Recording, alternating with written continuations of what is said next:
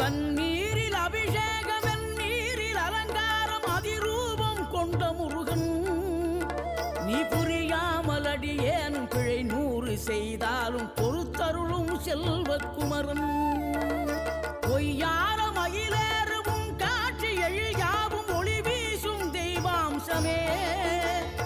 பொய்யான என் வாழ்க்கை புவி மீது நிலையாக அருள் செய்ய வர வேணுமே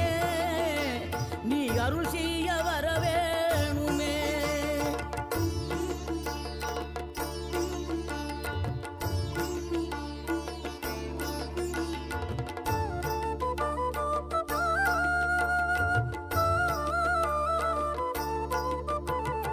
இகழ்தலையும் புகழ்தலையும் ஒரு முகமாய் கருதும்படி செவி உரைத்த முத்துக்குமரன்